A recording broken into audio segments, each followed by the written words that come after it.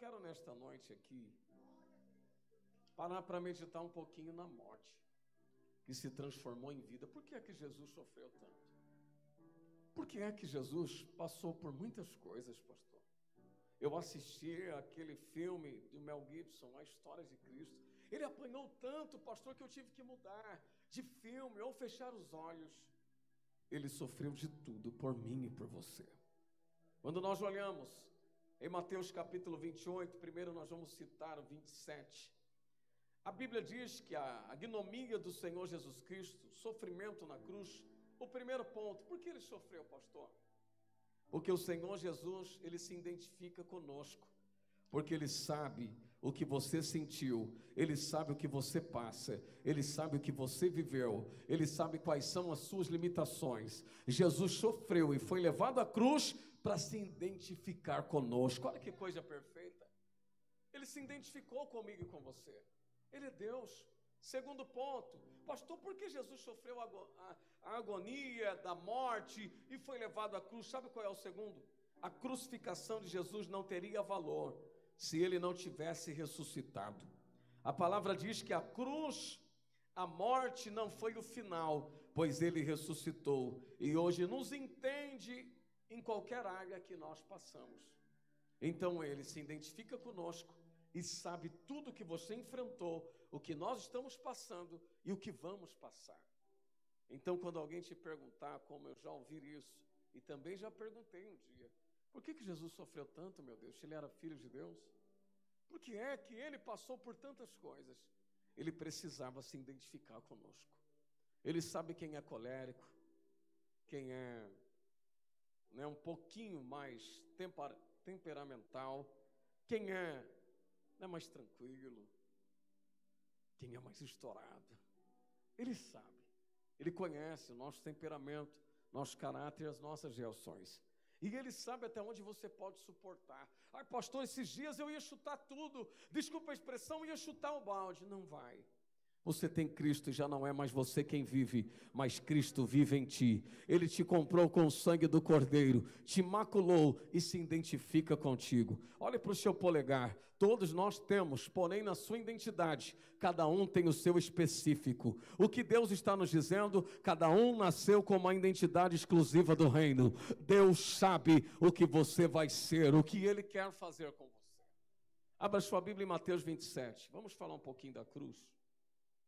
Mateus 27, capítulo 27, versículo de número 62. Eu vou ler primeiro do 62 ao 64 e depois do 65 ao 66. Amém? Olha o que diz a Bíblia. Eita, a Brenda já está atenta lá. E no dia seguinte, que é o dia depois da preparação, reuniram-se os principais dos sacerdotes e os fariseus em casa de Pilatos. Pastor, por que eles se reuniram? Vamos ver. 63. Dizendo, Senhor, lembra-nos de que aquele enganador, vivendo ainda, disse, depois de 3 dias ressuscitarei. Verso 64. Manda, pois, que o sepulcro seja guardado com segurança até o 3º dia. Não se dê caso que os seus discípulos vão de noite e o furtem, meu Deus, e diga ao povo que ressuscitou dentre os mortos. Assim o último erro será pior do que o primeiro. Entenda que até o poder da ressurreição conspiraram. Talvez você esteja vivendo tantas coisas que o mal está tentando conspirar o poder do Cristo que ressuscitou e venceu todas as adversidades. O que eu quero te dizer, meus amados, quando eu vejo esse texto, Jesus até morto era perigoso. Mesmo depois de morto ainda trazia temor. O que eu quero dizer para a igreja do Senhor, mesmo quando você está aflito, ou mesmo quando você está dormindo, o inimigo fica tramando contra ti, mas por 7 caminhos aqueles que surgiram, fugirão da tua presença, porque assim como Cristo se identifica contigo, o leão da tribo de Judá é o teu Senhor. Pastor, mas por que eles queriam conspirar contra a morte? Porque eles sabiam que Jesus era uma ameaça. O mundo secular sabe que a igreja do Senhor é uma ameaça, sim ou não?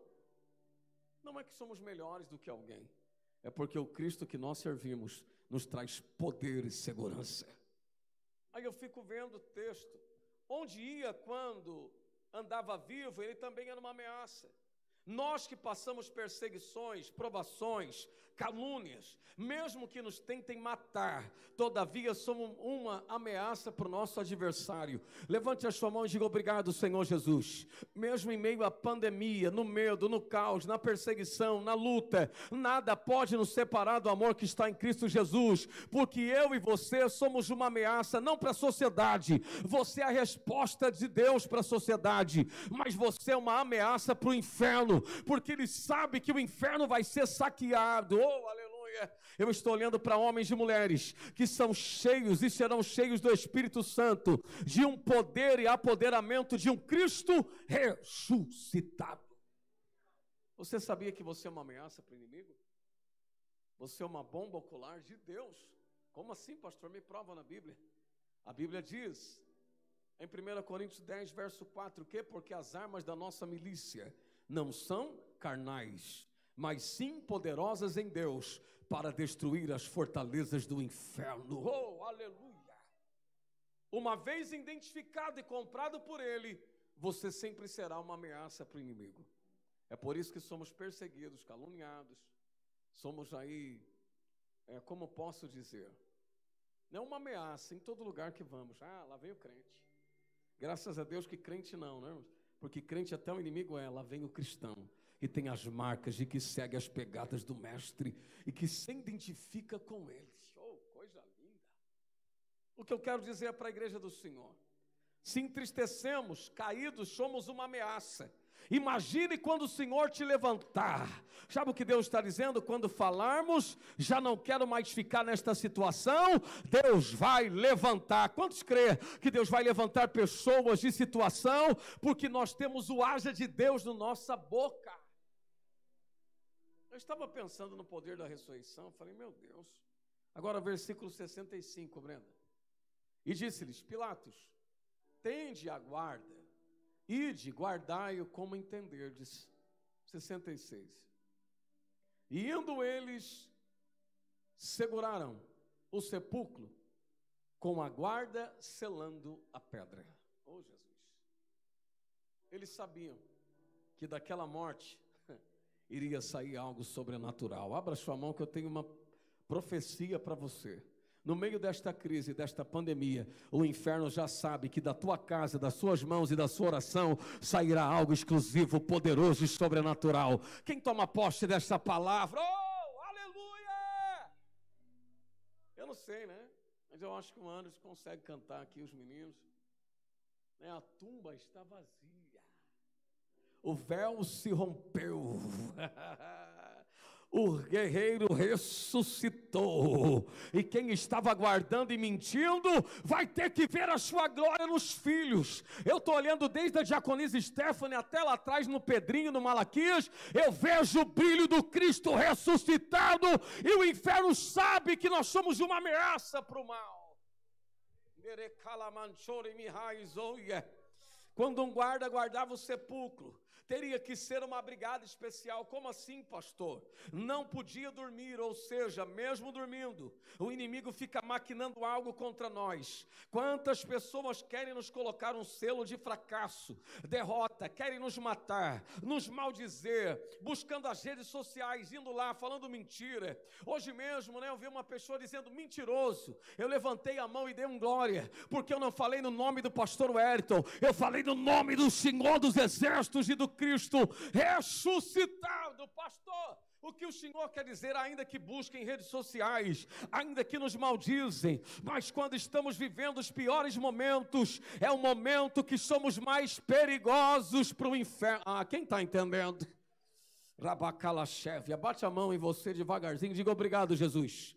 É no momento de pandemia e de crise, que é o momento que nós somos mais perigosos para o inimigo, porque da minha boca, da minha casa vai sair milagre, da minha oração vai ressuscitar ministérios. Como assim, pastor? Irmãos, eu não pensava pregar isso, confesso para os irmãos, né? Brinquei com o Douglas e com o Kel, falei, Jesus, não sei de onde está saindo tanta mensagem. paga todos os dias, 3, 4, 5 vezes. E Deus dando pão todos os dias, por quê? Ele sabe qual é a nossa necessidade. E Ele está dizendo, não fique entristecido. Não abaixe a guarda, é um momento em que você está ameaçando o inimigo. Ele sabe que dessa tritura, deste deserto, vai sair uma mulher tão cheia do Espírito Santo, vai sair um homem tão tomado, que vai representar o Cristo ressuscitado. Eu fiquei vendo aqui hoje a nossa pastora, né, irmãos, tendo que controlar com os obreiros. E a minha irmã mesmo, missionária da ONU, teve que ficar. Chegou atrasado e tinha número grande, não tem como. Quem está entendendo, pastor? Pastor, o que o senhor quer dizer? Eu quero dizer que quando estamos da maneira correta, estamos fazendo o que é certo, fique tranquilo que você é uma ameaça para o mal. Pastor, o que o senhor quer dizer uma ameaça para o mal? Deus vai usar você para cortar lança, quebrar carro, queimar os carros no fogo. Vai usar você para orar e Deus levantar jovens. Vai usar você por WhatsApp, por telefone, pessoalmente, com máscara, não é touca não, falei certo, com máscara. Vai usar você para levar a palavra deles. Então nós não temos que entristecer. Hoje eu estava pensando na igreja, né, pastora Milene, Stephanie, Douglas, e pensando, mas por que a igreja é perseguida? Deus diz, está no caminho certo. O inferno sabe que vocês são uma ameaça e que potestades vão ter que se retirar da cidade. As portas do inferno não prevalecem contra a minha igreja. Pedro, tu és Pedro, mas a minha igreja é a minha igreja. Levanta a sua mão e dá um glória a Deus para ele aí, oh aleluia. Sabe o que Deus está nos dizendo? Que nós temos a marca da promessa. E Deus quer nos levantar. Repita comigo, eu vou me levantar. Eu declaro hoje que eu vou me levantar. Quantos querem se levantar aí amanhã, acordar diferente? Vai olhar para aquela segunda-feira, né, que não está mais brava, né, irmãos? Continua ainda, mas está menos brava. Estamos em casa há quanto tempo, irmão? Alguns voltaram, graças a Deus. Estamos voltando aos nossos afazeres. Eu confesso que nessa pandemia eu andei mais do que quando eu estava normal. Quem crê nisso? O pastor olha para mim, filho de Deus. Falei, Hoje cheguei em casa, engoli uma lasanha correndo, pensando que ia entrar ao vivo. Mas era a mensagem que nós tínhamos pregado. Ufa, graças a Deus. Não deu nem tempo de comer direito a lasanha. E eu olhei para ela e falei, filha, está piorando. Ela falou, é só o começo. As coisas de Deus aumentam na nossa vida. Eu quero dizer para os irmãos que o seu trabalho vai aumentar. Não quer receber não, né? Eu vou te explicar. Abra sua mão e diga, o meu trabalho vai aumentar, mas o sobrenatural triplicará. Deus vai te usar de um jeito, irmãos. Deus vai levantar pessoas anônimas. Pastor, a irmã está pregando. O irmão lá, pastor, está profetizando. Deixa Deus usar. Deus vai levantar uma geração tomada, apaixonada pelo Espírito Santo. Você já disse boa noite, Espírito Santo? Tem um bom dia, mas eu não vi no livro boa noite, né? Dá um boa noite para o Espírito Santo, diga boa noite, Espírito Santo. Seja bem-vindo na minha vida, na sua casa e na minha casa. Pastor, tem misericórdia, e agora? Deus, né, eu lembro de José que foi vendido pelos seus irmãos. E foi uma ameaça, né? José era uma ameaça para os seus irmãos, sim ou não? Mas José não carregava só sonho dele, carregava promessas de Deus. Levante a sua mão, isso aqui é sério. Você não carrega só o teu sonho, você carrega um ministério para uma geração. Jesus, isso aqui é profundo demais. Levante a sua mão e diga comigo, José era uma ameaça para os seus irmãos. Não era ameaça para os seus irmãos. Era ameaça para o inferno, porque era plataforma de sobrenatural. Quem está entendendo o que Deus quer que você seja? Então, irmãos, José era uma ameaça, mas ele foi, comprado pelos seus primos e também foi comprado para levantá-lo. Não importa o que passamos, ele sempre nos levantará. Como assim, pastor? Deus levantou quem para levantar José? Deus vai usar meios nesta pandemia para levantar muitos aqui. Porque você não leva apenas os teus sonhos, leva promessas de Deus. Eu confesso para a igreja, eu tive uma experiência essa semana com a minha esposa de resposta imediata. Mas, ao mesmo tempo, eu senti um pânico. Na voz do meu amigo, pastor Ed Barbosa, sua esposa, pastora Nívia, nossa amiga, mandou uma mensagem. Ela disse: pastor, o senhor pode atender meu esposo urgente? Falei para minha esposa: meu Deus, e eu estava em algum lugar que não podia atender, né, pastor? Estava no spam e no caixa. Eita coisa boa, logo no caixa. Para chegar no caixa é uma glória. A pandemia aumentou as filas, não diminuiu não. O que acontece, irmãos? Eita, Pedro é pentecostal, coisa linda. Pedrinho, deixa ele. O que acontece, irmãos? Eu olhei para minha esposa disse: filho, liga. E quando eu liguei, pastor Ed Barbosa começou a chorar. É um homem de Deus, um pregador, já foi pregador itinerante, né, pregou em tantos lugares. E ele começa a chorar e diz: profeta, o Senhor é referência para a minha vida. Eu tenho certeza que se o Senhor orar, Deus vai ter misericórdia. Falei: Jesus, que responsabilidade. Só que o choro dele nos trouxe, a princípio, pânico. Eu olhei para a pastora e disse: Deus mandou parar o carro. Vou parar. Paramos ali atrás da Valtra. E quando eu parei o carro, irmãos, eu comecei a orar por ele. Eu disse: vamos clamar agora. A voz de um homem de Deus e mulher de Deus, quando está na direção, irmãos, Deus faz proezas. Quando eu comecei a clamar com a minha esposa, eu disse: o ceifeiro está aí. O ceifeiro, para quem não conhece, é o espírito da morte, aquele que veio para ceifar. Eu disse: o ceifeiro está aí na UTI, do lado dele, mas Deus vai tirá-lo daí e vai trazer vida de novo e vai tocar nos seus pulmões. Ele estava entubado, desenganado, e tinha algumas horas. Aí passa o dia, né, irmão? Fiz oração um dia, nada. 2, aí minha esposa: liga para ele. Eu falei: é verdade, né? Aí ele estava numa live no culto à tarde. Pode deixar o Pedrinho da glória, Esther, está feliz. E quando eu fui falar isso, irmãos, mandei lá: pastora, o primo do pastor Ed está bem? Ela disse: ô Glória, está bem. Mas depois à noite, em uma das lives nossas, pastor Ed Barbosa disse: príncipe, varão, aquele jeito abençoado da Bahia, né? Ei, varão, homem de Deus, tá bom demais, tá curado, é outro homem. A igreja pode dar um glória a Deus? O inimigo sabe que você é uma ameaça, que Deus vai usar a sua boca para ressuscitar pessoas, que Deus vai usar o seu projeto para salvar vidas. Quem está entendendo? Que Deus vai usar os teus sonhos para abençoar alguém. Da sua mão vai sair bênção para alguém. Aleluia! Eu fui entender isso. E Deus me disse: filho, não para, pelo amor de Deus. Falei: Jesus, que responsabilidade. Eu não posso parar? Deus disse: não, jamais. Lembrei de um filme, né? Retroceder nunca e render-se jamais. Mas isso tem na Bíblia. Tiraram da Bíblia. Porque servo e serva de Deus não volta atrás. Tem que ter coragem. Fiquemos em pé. Fique com esta palavra. Ia falar do capítulo 28, mas vai embora, né, irmãos?